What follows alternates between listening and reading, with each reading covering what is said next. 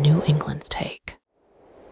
Big news in the world of New Hampshire politics and ultimately federal politics. U.S. Senator Jeanne Shaheen has announced she will not be running for re-election. That's huge. She's already 78 years old, and this has already caught headlines recently. I spoke about it in a recent episode where she was saying, who else is going to run in her place?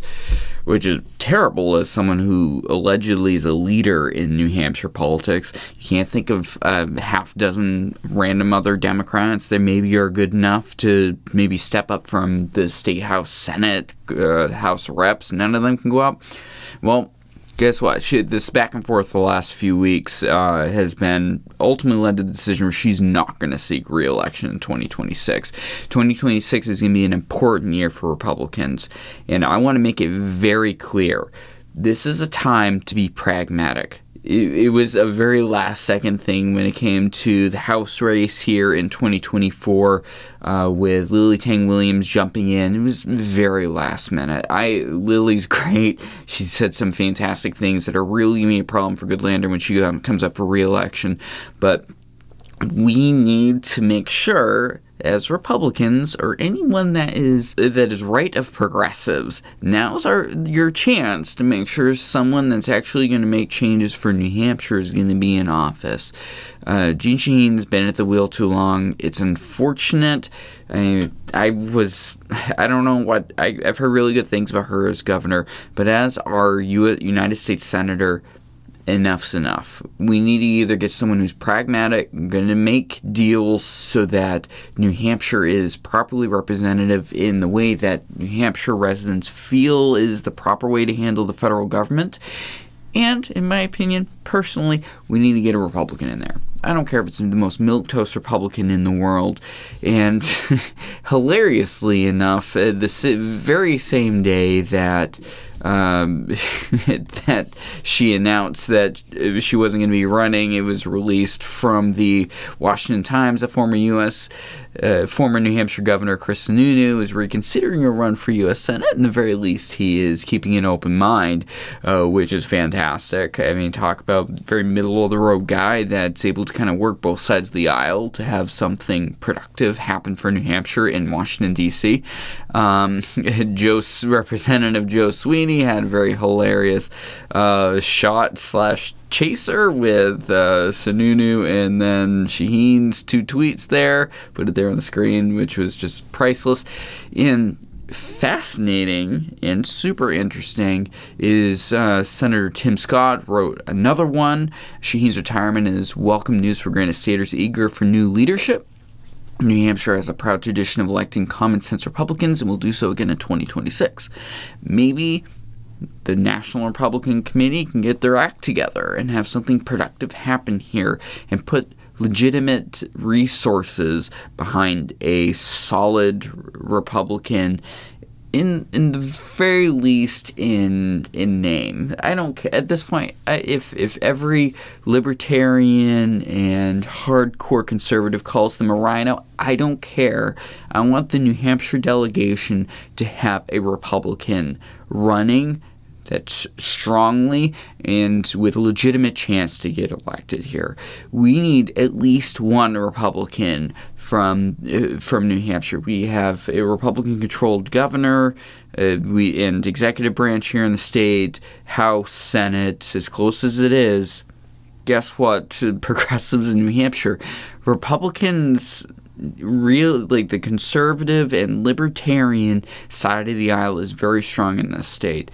Even many of the Democrats that are at the state level office here are very libertarian leaning when it comes to it, and to have someone that even just slightly leans Republican could go a long way. I'm not saying Lily Tang Williams or someone like that is really going to be the future for this office, but someone like Chris Sununu, who was able to bring both sides of the aisle together, and he pissed off both sides of the aisle. Ultimately, that's a sign of a successful politician.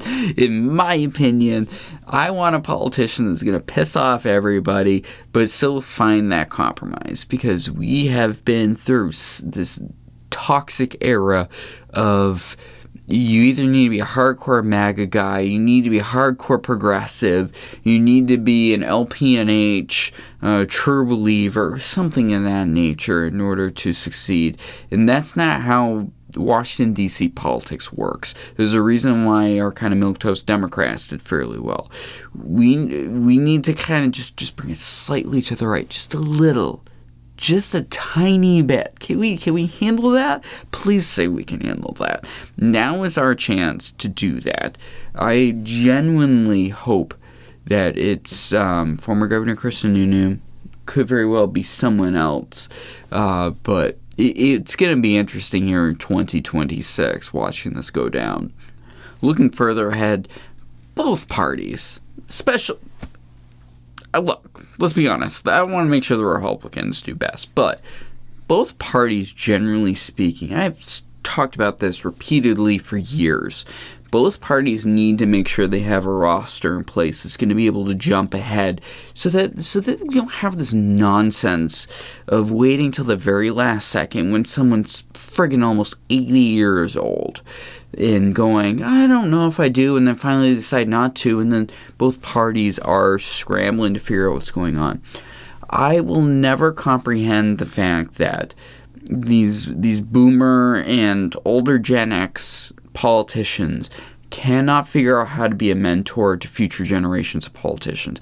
I mean, right now, I wouldn't be surprised if Shaheen pushes for Pappas or someone like that to be running for replacement. But the fact that she already kind of already pissed in the pool in this situation, saying that she doesn't know who could on. She didn't know who was going to be able to run for office next in her place. It's toxic. It shows you're not a true leader to make sure political change is successful in the run, and you're not really plugged into what's going on to what's happening in New Hampshire. There are many Democrats and Republicans that want to go on to higher office. You look at what's going on at the State House. Yes, they're very involved with local issues, but look at some of the younger crew that are in the roster. Look at what's going on with Jonah Wheeler is a super interesting candidate. I gotta get him on the show at some point.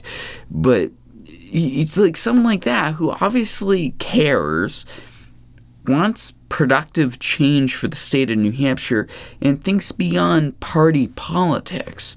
We're just so distracted and cynical of the political system where we now rely on these boomers to continue to go in there and continue to be reelected forever. We're forgetting that you're supposed to be emboldening future politicians to step up and take that next step and to be the future of the party. Say what you will about Donald Trump and his terribleness, the same as Obama. Obama had the same exact issue.